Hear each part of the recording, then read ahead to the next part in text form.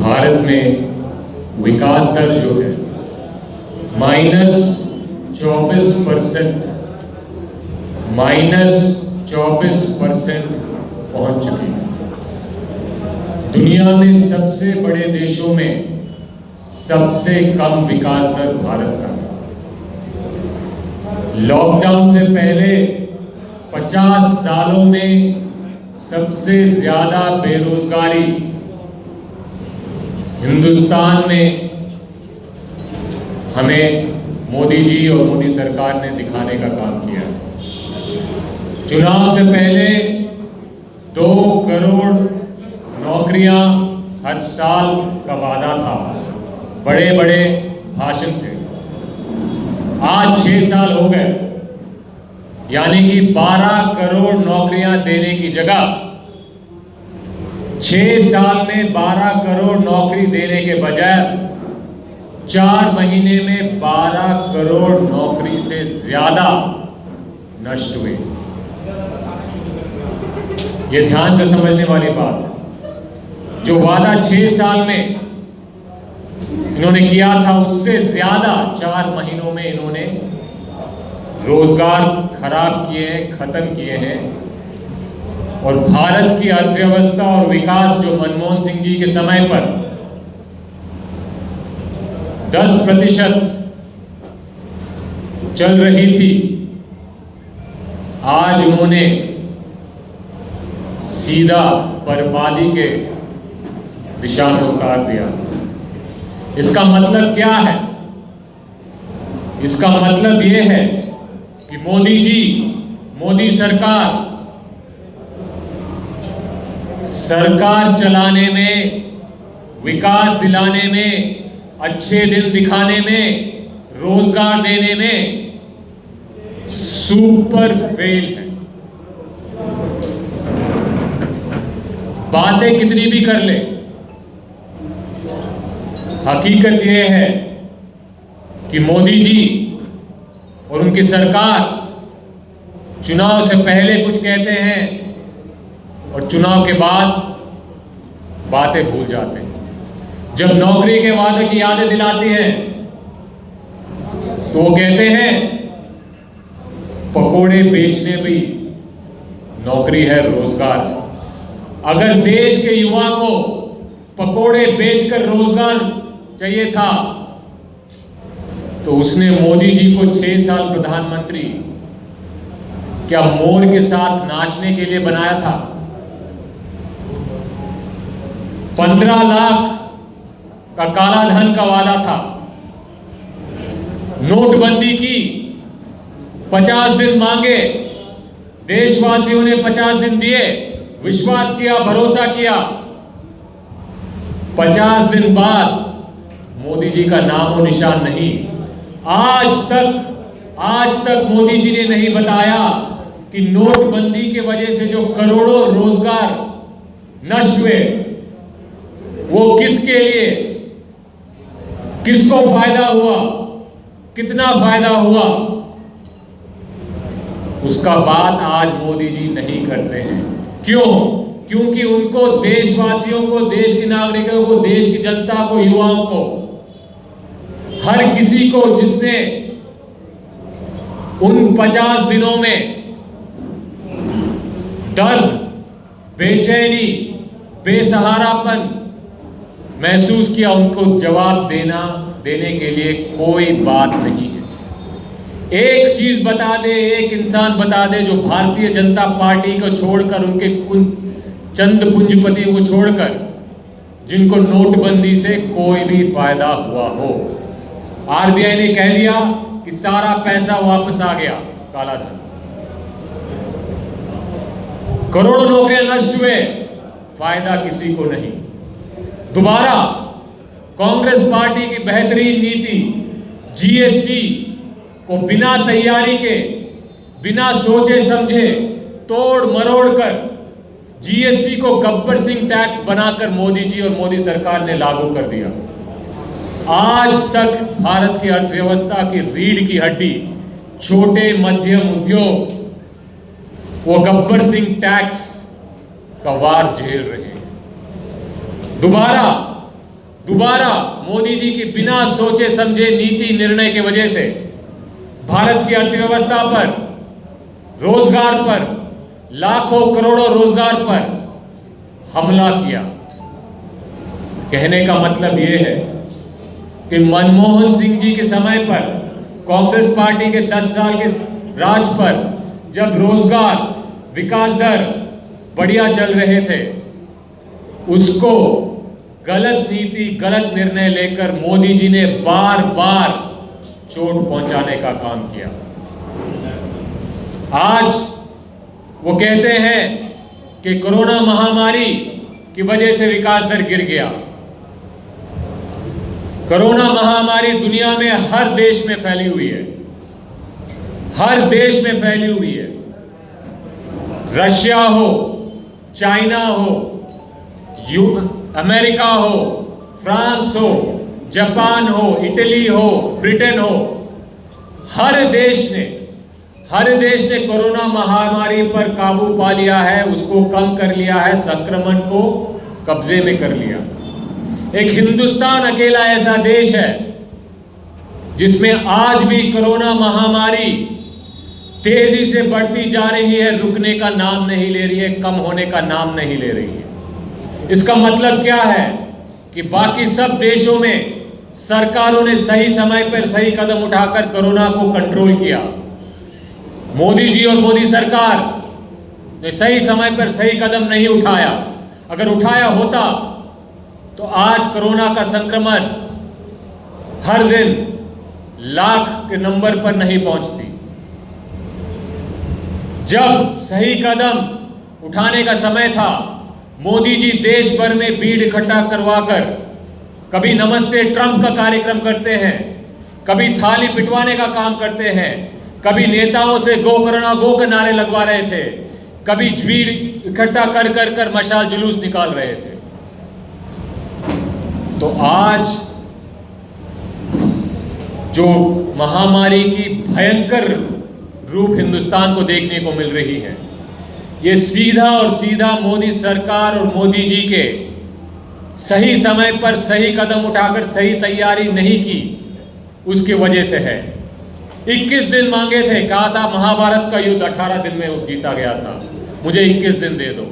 नोटबंदी के वक्त 50 दिन, लॉकडाउन के समय 21 दिन। 21 दिन तो छोड़िए, 21 हफ्ते से ज्यादा हो गया है। आज मोदी जी क्या करते हैं? आज मोदी जी बात क्या करते हैं? खिलौने की बात। काम क्या करते हैं? कभी मोर के आगे पोज, कभी मोर के पीछे पोज, कभी मोर के साइड में पोज, कभी मोर के साथ में पोज। ये प्रधानमंत्री का काम नहीं है। अर्थव्यवस्था की बात करते हैं। निर्मला सीतारामन जी कहती हैं कि आज जो भारत की अर्थव्यवस्था को चोट पहुंची है वो एक्ट ऑफ गॉड है, यानी भगवान का किया कार्य है। अरे भगवान का किया कार्य होता तो हर देश में, चीन में, अमेरिका में, ब्राजील में, रशिया में, फ्रांस में, जापान में विकास दर 24% क्यों नहीं गिरा? सिर्फ हिंदुस्तान में ऐसी क्या चमत्कार थी कि विकास दर -24% तक गिर गया?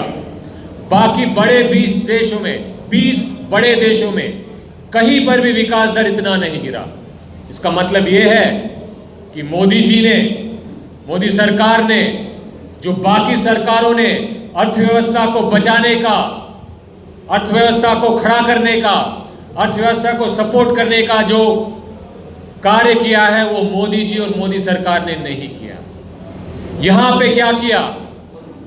जब बाकी प्रदेशों, बाकी देशों में सरकार अरबों खरबों रुपया खर्च कर कर जनता की जेब में पैसा डाल रही थी, मोदी जी टीवी पर आकर 20 लाख करोड़ का जुमला पैकेज दे के गए हैं। 20 लाख करोड़ का जुमला पैकेज आज तक देशवासियों के जेब में नहीं पहुंचा। जब बाकी देश पैसा जेब में डाल रहे थे, गरीबों के, मध्यम लोगों के, छोटे मध्यम उद्योगों के, मोदी जी ने क्या किया?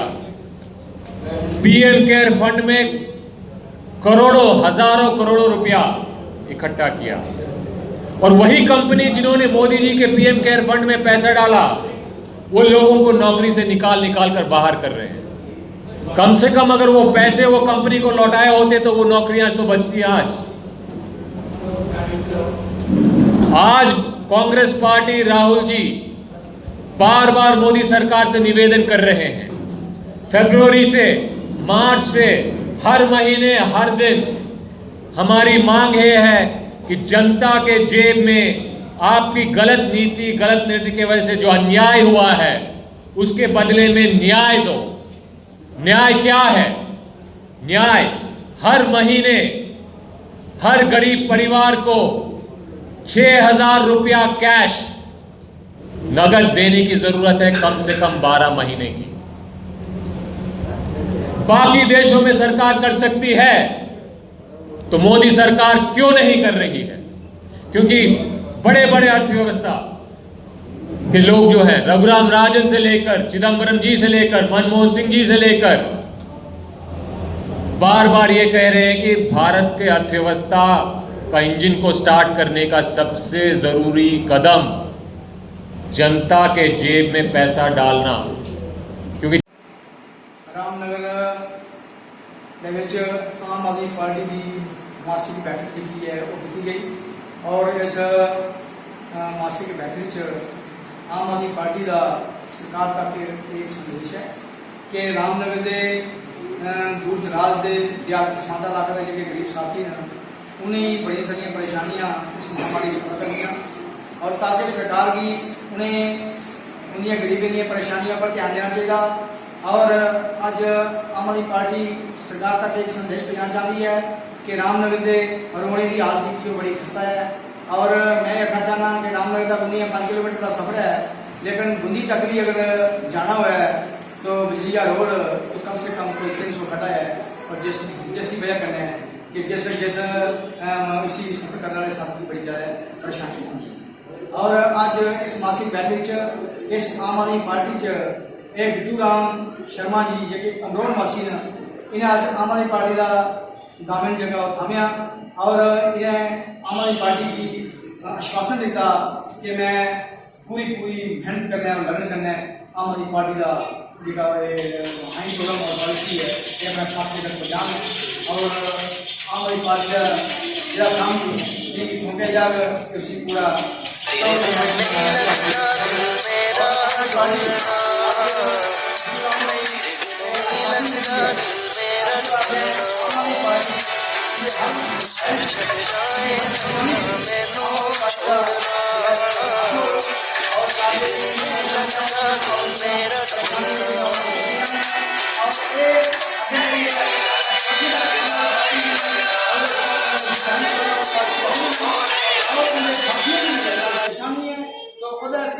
आम आदमी पार्टी रामनगर के अंदर पूरा साथ रही है और पूरे साथ के जो मूलभूत सुविधाएं जो साथी वंचित हैं उन्हें मूलभूत सुविधाएं जो उन्हें तक पहुँचा और पूरे इस रामनगर के अंदर भ्रष्टाचार का खात्मा करना से आम आदमी पार्टी पूरे प्रयास करेगा।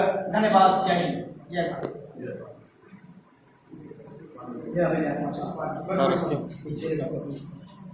ओके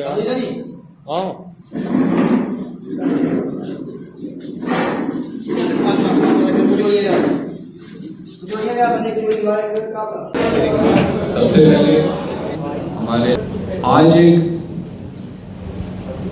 सही टाइम पर और सही विषय लेकर जिसके लिए न सिर्फ जम्मू कश्मीर के युवा बल्कि पूरे हिंदुस्तान के, पूरे देश के नौजवान रोजगार के मारे धक्के खा रहे हैं।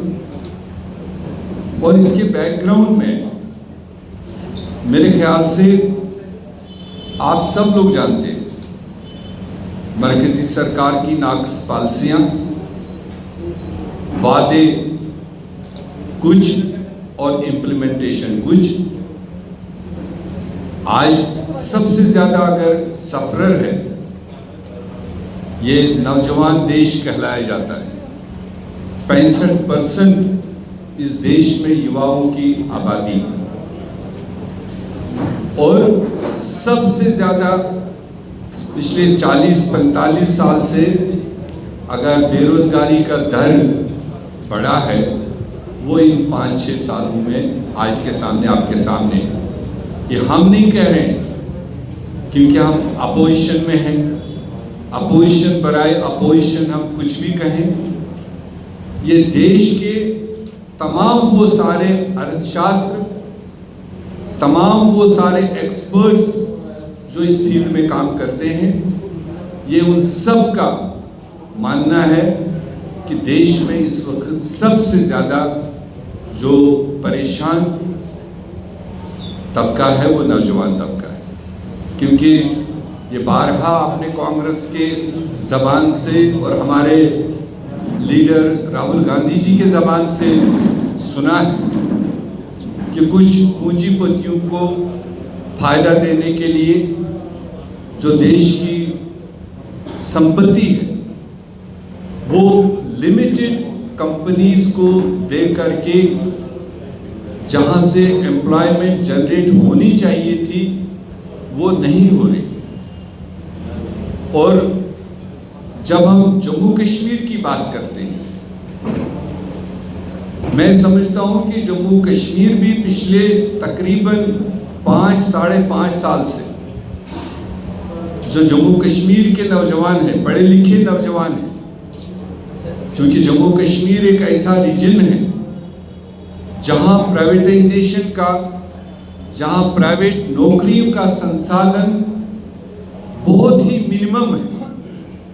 और इसलिए जो यहाँ पर स्कॉलर्स, जो डिग्री होल्डर्स, जो ग्रेजुएट्स जो यहाँ पैदा होते हैं, उनकी सबसे बड़ी नज़र सरकार या सरकारी नौकरियों पर ही होती है। लगातार 2014 के बाद से, जब से बीजेपी की कोलिशन सरकार यहाँ बैठी, आप अगर आंकड़ा उठाकर देखेंगे, आप ढूंढ नहीं सकते हैं कहीं से भी कि कोई 4000 या 5000 पढ़े लिखे नौजवानों को इन 5 सालों में कोई सरकारी नौकरी मिली है।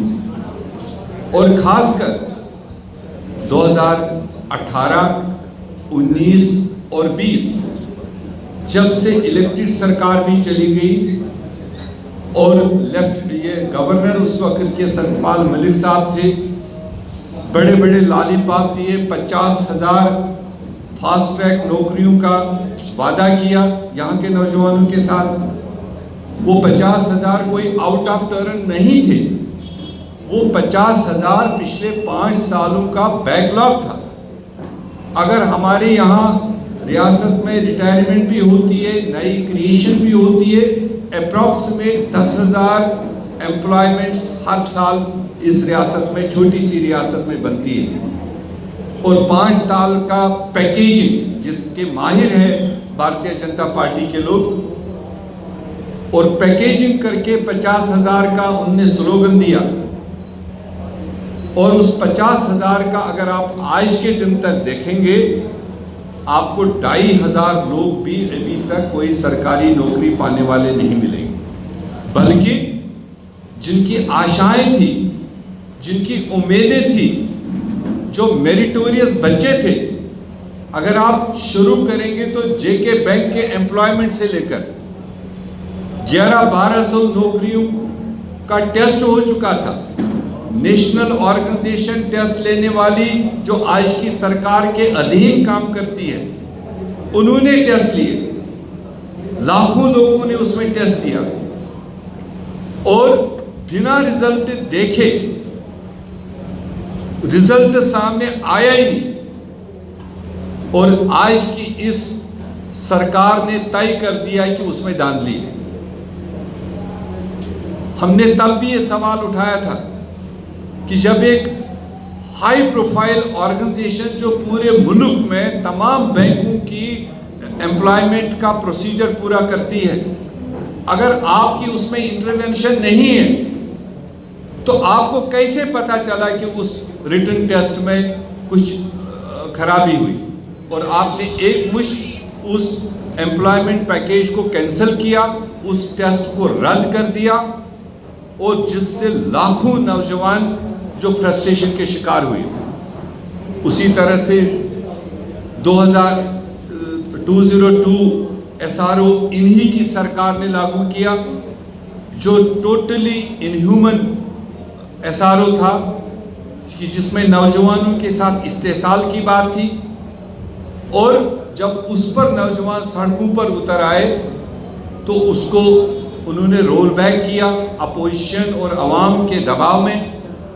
और रोल बैक करने के बाद अभी जो इन्होंने 2 साल पहले कुछ अनाउंसमेंट्स की थी, कुछ एडवर्टाइजमेंट्स की थी, अब उस एडवर्टाइजमेंट को भी ये रोल बैक कर रहे हैं, उसको भी कैंसिल किया है, सिर्फ इसलिए कि बीजेपी का जो डिज़ाइन है जम्मू कश्मीर में, जो उन्होंने यहाँ पर एक प्यारा कानून लाया डोमिसाइल, जिसके तहत जम्मू कश्मीर के नौजवानों को वैसे भी कम नौकरियां यहाँ बनती थी, कम नौजवानों को नौकरी हासिल हो पाती थी, उस कम नौकरी में भी इन्होंने जम्मू कश्मीर के बाहर के जो यहाँ पर रहने वाले उनको डोमिसाइल के ज़रिए से इस स्टेट में एंटर करके उनको बेनिफिट पहुँचाने के लिए, जिन बच्चों ने 2 साल पहले, 1.5 साल पहले, 1 साल पहले अप्लाई किया हुआ था, उसको रद्द कर दिया और उसको अब नए सिरे से करेंगे। अगर 100 लोग पहले यहाँ जम्मू कश्मीर के लगने थे, अब उसमें 50 लगेंगे, 40 लगेंगे, 60 लगेंगे, बाकी रिमेनिंग आउटसाइड स्टेट लगेंगे। तो अगर जम्मू कश्मीर की हम बात देखेंगे तो जितना जम्मू कश्मीर का पढ़ा लिखा नौजवान इस वक्त फ्रस्ट्रेट है, इस वक्त परेशान है बीजेपी के मोदी जी के राज में, मेरे ख्याल से हिंदुस्तान भर में और किसी प्रांत के नौजवान इतने फ्रस्ट्रेटेड नहीं हैं।